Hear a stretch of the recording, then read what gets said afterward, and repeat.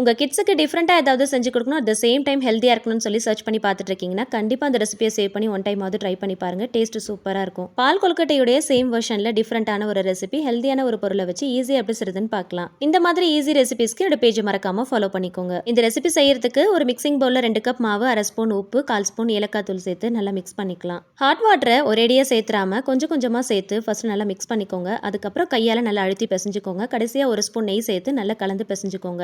சின்ன சின்ன உருண்டைகளாக இந்த மாதிரி பால் ஷேப்க்கு உருட்டி எடுத்துக்கோங்க. இதை ஸ்டீமர் பிளேட்டில் வச்சு 15 நிமிஷம் ஸ்டீம் பண்ணி எடுத்துக்கோங்க. ஸ்டீம் பண்ணதும் வெளியில் எடுத்து வச்சு கம்ப்ளீட்டாக ஆற வச்சுக்கோங்க. பேனில் 1/2 லிட்டர் அளவுக்கு பால் சேர்த்துக்கலாம். 1/4 ஸ்பூன் ஏலக்காய் தூளும் ஒன்றும் பாதியமாக இடிச்ச சுக்குவும் கொஞ்சம் சேர்த்து நல்லா மிக்ஸ் பண்ணுங்க.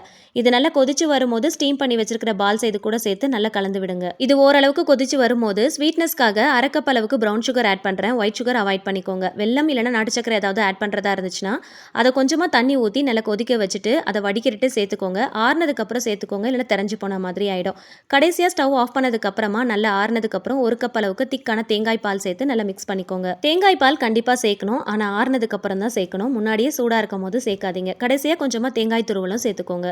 இந்த ரெசிபிக்கு நான் யூஸ் பண்ண மாவு கருப்பு கவுனி அரிசியை வச்சு ரெடி பண்ண மாவு தான். கருப்பு கவுனி அரிசியை வச்சு வீட்லேயே அந்த மாவை எப்படி ஈஸியாக ரெடி பண்ணலாம் அப்படிங்கிறத ஒரு லாங் வீடியோவில் போஸ்ட் பண்ணியிருக்கேன். இந்த டைட்டிலுக்கு கீழே லிங்க் டேக் பண்ணுறேன். கண்டிப்பாக போய் செக் பண்ணி பாருங்கள், ரொம்பவே யூஸ்ஃபுல்லாக இருக்கும். கருப்பு கவுனி அரிசியை வச்சு ஸ்வீட் அண்ட் சால்ட்டியான கஞ்சி ரெசிபியும், இட்லி, தோசை, இடியாப்பம், ஆப்பம்னு எல்லா ரெசிபியும் விதவிதமாக நம்ம சேனலில் போஸ்ட் பண்ணியிருக்கேன். செக் பண்ணி பார்த்துக்கோங்க. ரெசிபியை சேவ் அண்ட் ஷேர் பண்ணுங்கள். பேஜை மறக்காமல் ஃபாலோ பண்ணிக்கோங்க. தேங்க்ஸ் ஃபார் வாட்சிங்.